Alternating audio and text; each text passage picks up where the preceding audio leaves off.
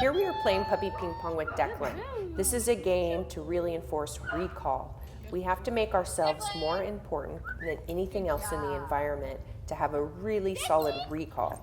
Recall is one of the most important skills that your dog needs to know in order to stay safe. The key to a great recall is to never use their name more than once.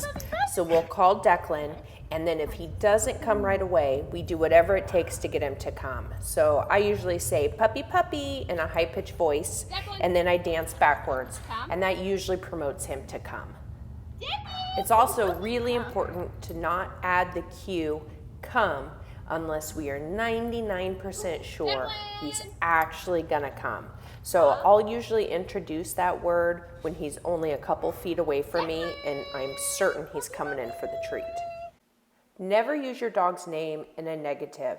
If your dog is doing something that you don't like, say he's counter surfing or digging in the yard, I wouldn't yell out his name to get his attention.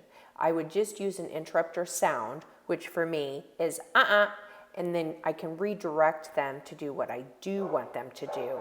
If you yell your dog's name in a negative, then that makes a negative association. So if you're trying to yell out their name when they're about to run out into the street, then the association of a positive turn back isn't very solid.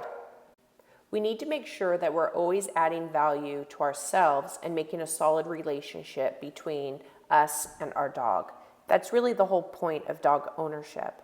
So we always want to make sure we're the one providing all the things that your dog needs, the play, the love, the attention that they need, so that when we do need them to recall, it will always be the best choice.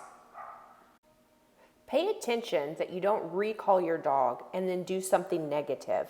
We do this all the time without realizing. So I'll recall my dog, I'll say, Wallace, come, and then I give him a nail trim or take him to the vet. Or I say, Wallace, come, and then I make him go into the house and playtime is over.